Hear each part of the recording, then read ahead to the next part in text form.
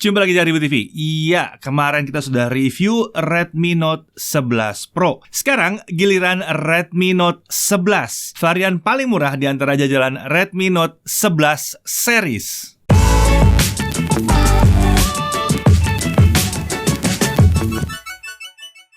Oke, keluarga Redmi Note 11 hadir dengan 3 varian, Redmi Note 11, Redmi Note 11 Pro, dan Redmi Note 11 Pro 5G. Yang ini adalah Redmi Note 11, penerus dari Redmi Note 10. Dan tentunya karena dia yang paling murah, dia hadir dengan harga 2 jutaan. Unit yang dipinjamkan kami ini adalah unit versi global. Dari segi spek memang tidak akan jauh berbeda dengan yang akan kalian dapatkan kalau kalian membeli Redmi Note 11 di Indonesia. Isi boxnya ada unitnya, ada screen protector yang sudah terpasang, ada clear case, kabel USB Type-C, charger 33 watt, dokumen, dan SIM ejector. Ini udah tergolong lengkap ya untuk sebuah smartphone kelas 2 jutaan.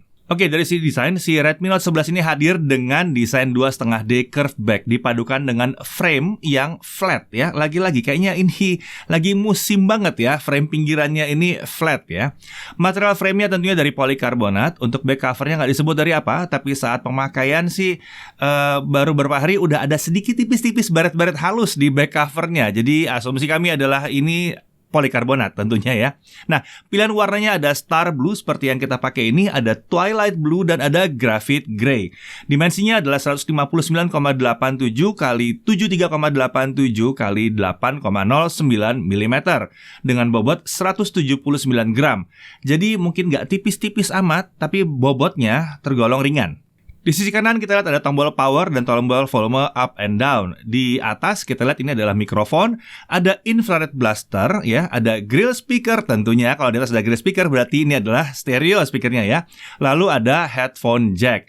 Di sisi kiri ada slot SIM tray non-hybrid. Iya, yang ini non-hybrid. Jadi bisa 2 SIM plus 1 micro SD. Di bawah ada mikrofon, ada port USB Type-C, dan ada grill speaker stereo pasangan yang di atas tadi. Di belakang kita lihat ini adalah modul kamera plus LED flash. Seperti biasa, di sini ada 2 kamera yang penting dan 2 kamera yang bonusan aja ya. Untuk kameranya yang utama itu 50 megapiksel f1.8 autofocus tentunya. Perekaman videonya sayangnya 1080p 30 fps mentoknya. Untuk slow motion bisa 720p 120 fps. Lalu ada kamera ultra wide angle 8 megapiksel f2.2 dengan fix fokus tentunya, bukan autofocus ya. Untuk perekaman lagi-lagi 1080p 30 fps. Kita beralih ke sisi layar. Ini adalah earpiece, lalu ada kamera selfie 13 megapiksel f2.4 fix fokus dengan perekaman video sampai dengan 1080p 30 fps. Sayangnya nggak ada satupun ya kamera yang di sini yang bisa 1080p 60 atau 4K 30, padahal yang pendahulunya bisa ya. Oke, kita bahas layarnya sekarang. Dia pakai desain dot display, ukurannya adalah 6,43 inci. Resolusi Full HD+. Ini adalah panel Super AMOLED. Jadi layar ini adalah layar flat, refresh rate-nya 90 Hz. Ya, untuk layar ini tentunya always on display juga tersedia, tapi masih sama dengan pendahulunya, always on display-nya di limit 10 detikan aja ya, nggak bisa lebih. Untuk color gamut di mode default-nya, hasilnya adalah kurang lebih seperti ini. Ya, jadi hasilnya ya tentunya ini adalah layar AMOLED ya, jadi mantap ya. Nah, dari sisi body kita tidak melihat adanya LED notifikasi, tapi tentunya kita bisa pakai layarnya untuk nampilin animasi saat ada notifikasi masuk. Ini bisa diatur di settings, ada notification and control center, lalu ada notification effect di situ. Nah, menariknya, kali ini bodinya juga sudah disertifikasi IP53, tahan air dan tahan debu, tapi cuman ciprat-ciprat aja ya kalau airnya ya. Kena hujan masih oke. Tapi jangan dicemplungin ke air ya, jangan dicemplungin di kolam renang, jangan. Untuk spesifikasi internalnya dia pakai SoC Snapdragon 680.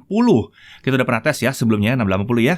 Untuk RAM LPDDR4X dan storage-nya adalah UFS 2.2. Varian RAM-nya ada yang 4128 dan ada yang 6128. Baterai 5000 mAh dengan charging 33 watt fast charging. Konektivitasnya tentunya karena 680 ya, jadi ini 4G, belum 5G tentunya ya.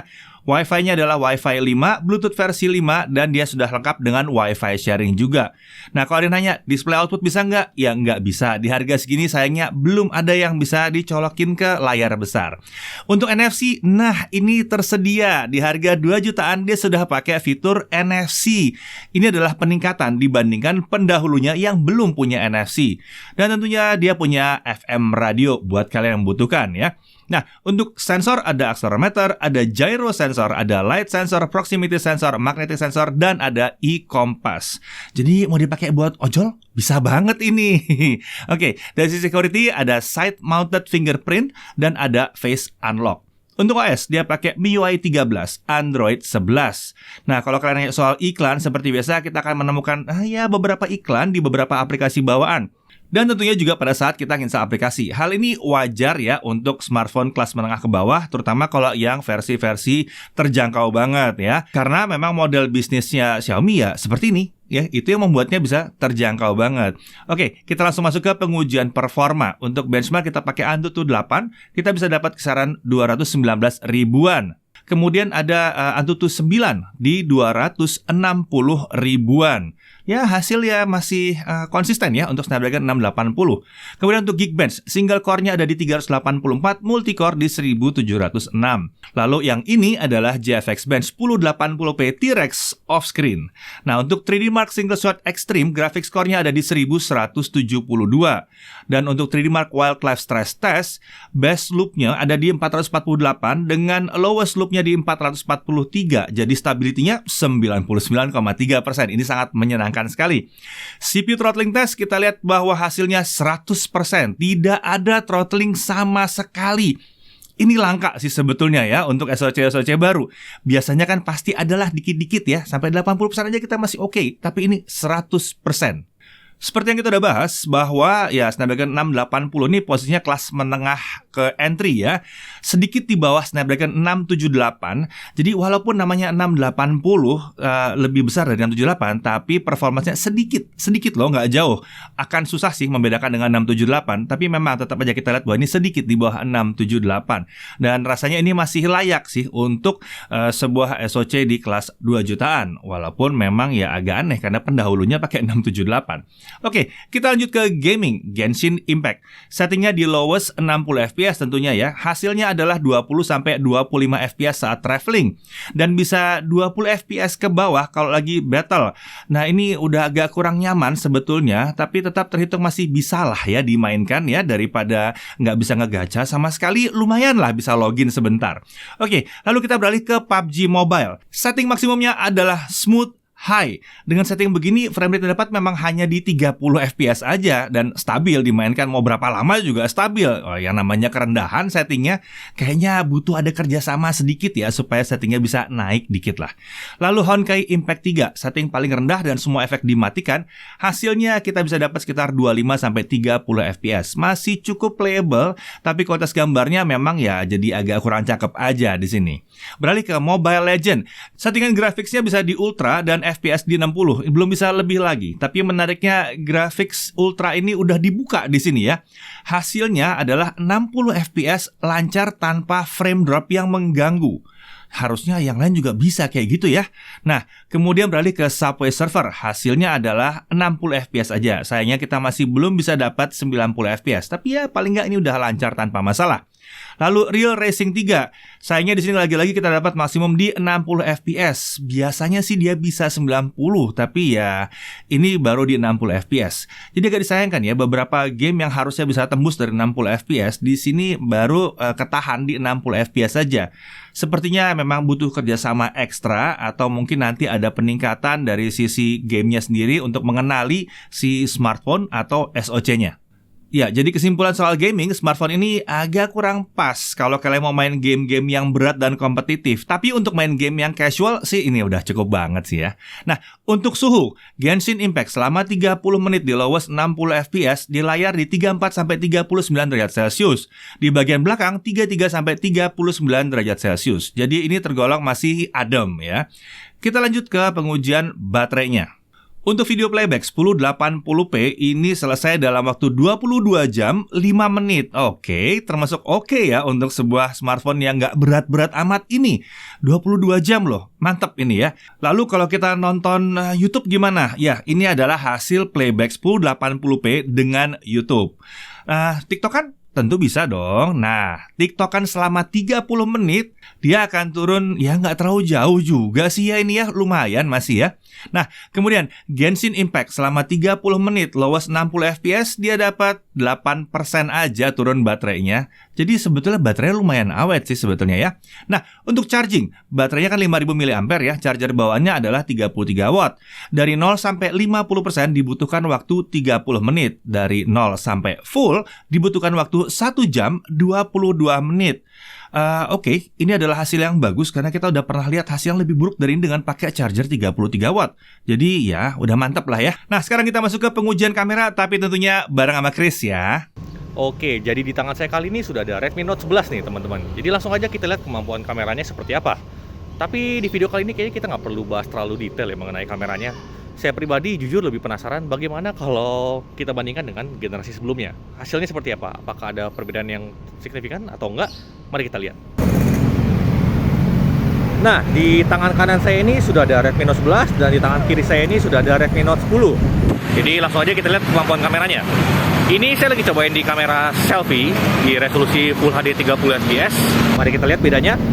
Nanti sekalian tes mikrofon juga ya. Jadi nanti akan saya kasih tanda sumber suaranya dari mana. Oke, kita coba jalan dulu buat cek stabilizernya.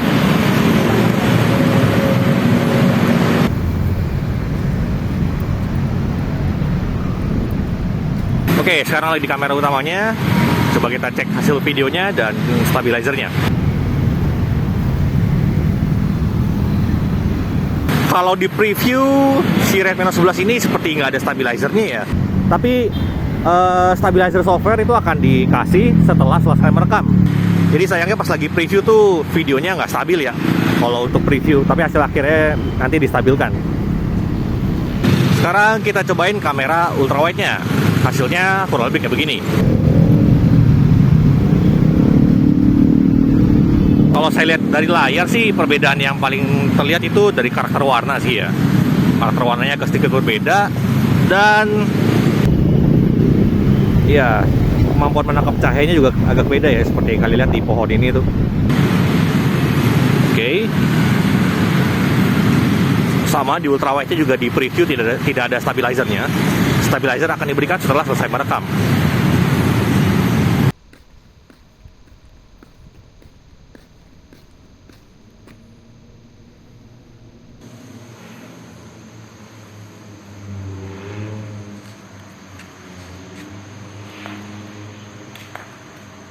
Yang kiri Redmi Note 10, yang kanan Redmi Note 11. Ini untuk video malam hari, kamera utama.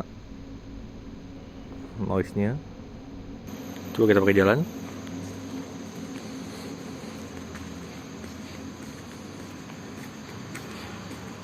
Kamera ultrawide Full HD 30, yang kiri Redmi Note 10, yang kanan Redmi Note 11.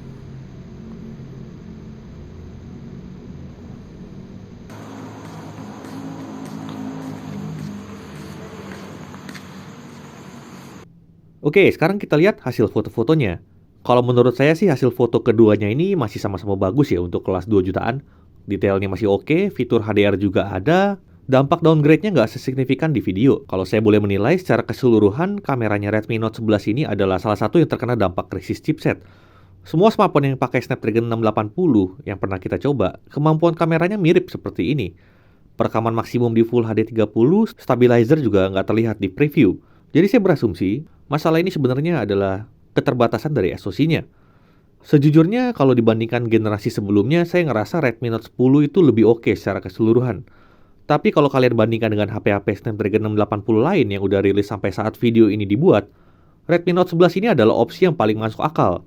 Kamera ultrawide-nya nggak dibuang, harga juga nggak overpriced, Good job Xiaomi, kalian masih berhasil lebih baik ketimbang beberapa kompetitor kalian. Sekarang kita lanjut lagi ke pembahasan berikutnya. Jadi itu ya hasilnya ya. Sedikit berharap kalau kemampuan kameranya bisa lebih dari ini karena generasi sebelumnya bisa sedikit lebih ya.